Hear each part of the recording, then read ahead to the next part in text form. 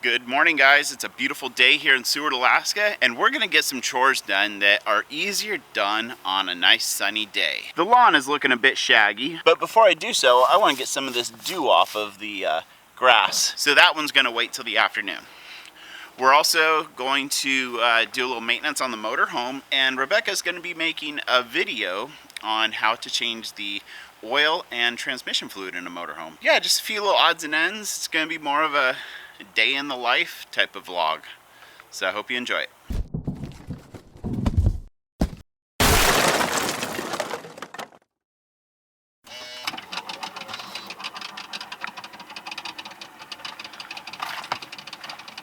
So we can't make it official, but things are falling into place for us to head down to the lower 48 again this winter.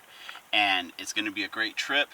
We're just crossing our fingers that the rest of the things fall into place so we can take off. Now I need to unload 16 quarts of ATF because we're servicing the automatic transmission. I'm also getting everything ready to go so when Rebecca comes out we can get these fluids changed. Our garage is a complete disaster zone right now, but I do have everything I need to get this job done. So here's a funny story I can tell you. I don't have enough automatic transmission fluid to do the transmission fluid change here right now, so I went to town and I went over to Napa. You know, it's a great store for us in our little town, and usually their parts are pretty good, but they wanted $7 for their cheapest 1 quart of ATF. And I was tossing this around in my head. What do I do? That's just for the record, that is a rip-off. But I was going through my head like, okay, I'm here, I want to get this done. So is it worth paying that overinflated rip-off price for the sake of just being able to accomplish something? So I kept thinking, and our town has a heating oil company, or fuel oil, and a little bit of everything. They're called Shoreside Petroleum. And they're the people that fill up this 300-gallon heating oil tank for us, which supplies heat for the baseboard heaters and also fires our hot water heater. So I went over there and they wanted $2.99 a quart. That's massive.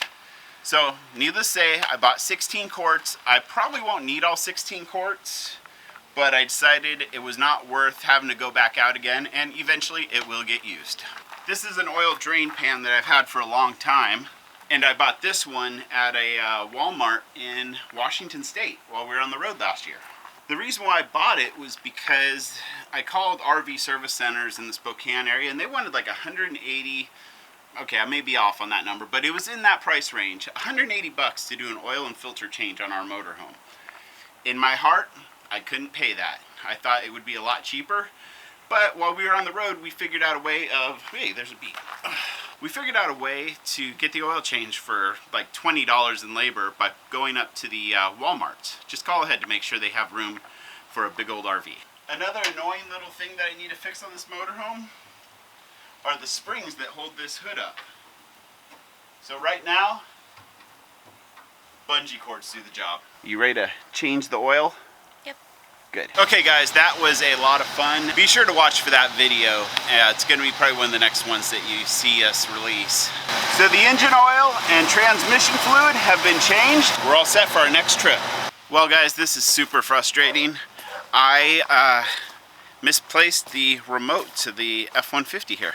And since this vehicle has always had a keyless entry, this key does not actually work.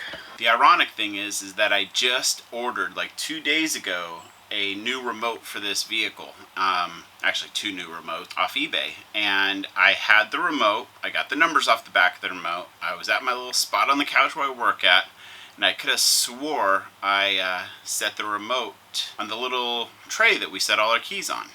I guess the good news is that there's 2 new remotes heading our way right now, and I can just leave this stuff in the back of the F-150 for a couple days. So it could be my fault, it could be our housekeeper's fault, who knows. But it's not worth wasting time on, so I guess I'm just gonna go mow the lawn. Well, Beck's off to get her hair done, so I'm gonna get this lawnmower fired up. The battery on this lawnmower does not hold the charge for very long, so I might need to jump start it, or it might still have enough juice in it to start the engine. I got this lawnmower for, gosh, probably somewhere around $100 off a local Facebook selling used type goods group, and it has been great. I also really like these wireless headphones that Beck got me for my birthday. And I don't have a computer with Bluetooth, so we ordered this little thing that goes into a USB port on my computer. So now when I'm editing videos, I won't be fighting a cord. I just have these things around my neck. Well, here goes nothing. Let's adjust the choke forward.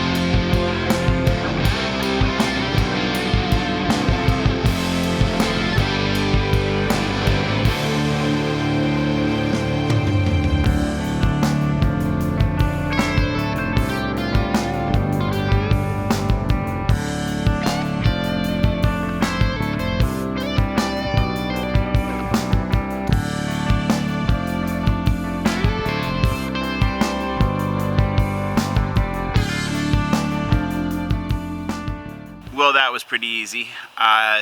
This mower deck definitely needs some attention. Something we deal with up here in Alaska are shipping issues.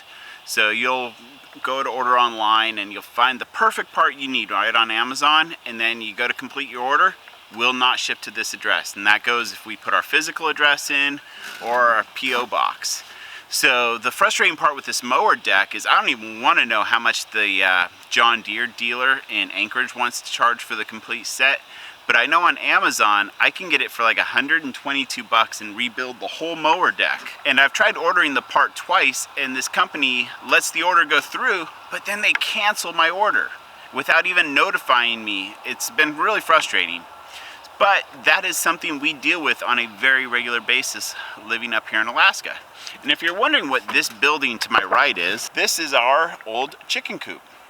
It still is a chicken coop, but we haven't had chickens since last fall before we left, and we decided this summer not to get chickens because they kind of tie us down to the house. And we also decided not to do our garden this year because it ties us down to the house. So maybe next year, who knows? But right now we are kind of addicted to traveling and not having like things binding us or holding us into one spot. We've worked really hard to get to this point, and we're relishing it now.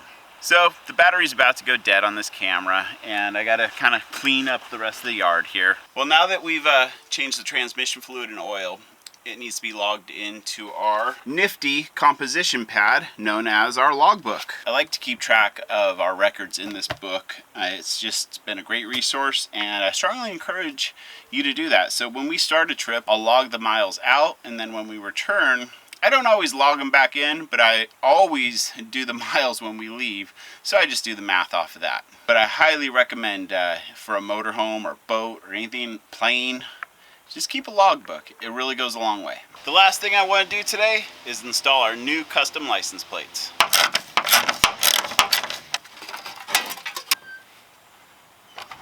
What do you think, guys? His and hers license plates. This video is coming to an end. This license plate here on the back, the bolts were all rusted, so the head's stripped out, and it's just being a pain in the ass. It's such a simple job, but it's being difficult.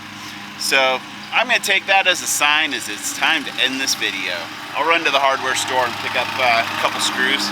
It also seems like everybody in the neighborhood is mowing their lawn today. It's like the first sunny day we've had in over a week. So thanks for watching. Be sure to like, comment, subscribe, share with your friends, and most importantly, enjoy the ride.